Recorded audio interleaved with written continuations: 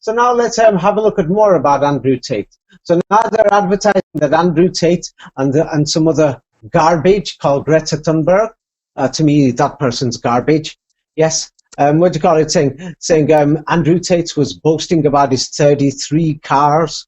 33 is actually 19 in the second dimension, and he's writing to Greta Thunberg, and the media, for no reason, they don't write. He's writing to Greta Thunberg. He's writing to the 19-year-old. You see, that's what they're publicizing it as. Do you see these things? Mm-hmm. Yes.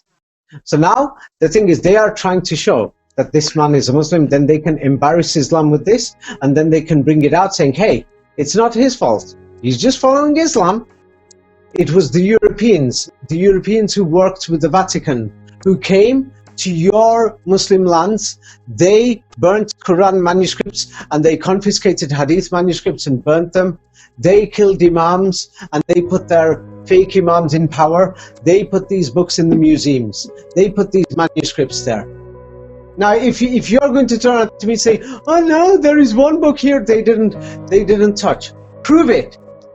They killed millions of people just so that they could enter Muslim territory. Yes, they did this in Fez, in Morocco, in Zitouna Madrasa in Tunis. I know these things because I checked the history of all these places. Because now the Muslims can go out there, they can do this and say, hey, this manuscript is not ours. It was your countries. You invaded Iraq. You invaded Syria. You invaded Libya. You invaded Somalia. You invaded India, you invaded Bangladesh, you invaded Pakistan, you invaded Uzbekistan, you invaded Turkmenistan, you invaded Chechnya, you invaded Dagestan. You controlled all the administration buildings, you had your security guards outside. You changed and modified everything in the museums. You had your experts and all these people checking through everything.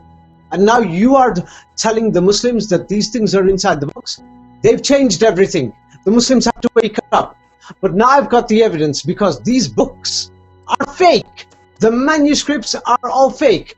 Yes, so now the Muslims are going to have to speak up.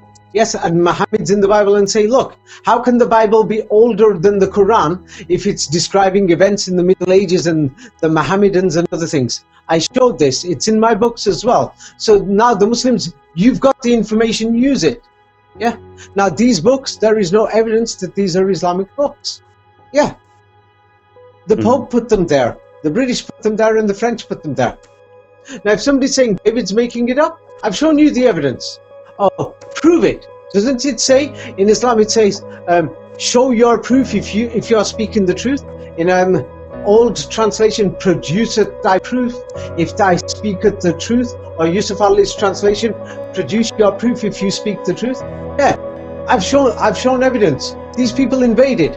Go and ask your grandparents and say, do you remember what happened when the British came here? Or when the French came here? Or when the Italians came here? Yeah, what was going on? What did the Spanish do? Yeah, everyone will say, oh, they were chopping heads. Yeah, they were living inside these museums, inside these, they used to call it like their palaces. Yeah? Now suddenly, after they stayed in these buildings for 50 years or 100 years, they've gone out and now the Muslims say, we just found Imam Bukhari here. The British left this behind after 50 years, and the French, they didn't change anything. They were so kind. Wake up. Okay? Let's leave it at that, Imran. All right. Okay, yeah. Thanks, David. Have a nice day. You too. Okay, yeah. Okay, bye.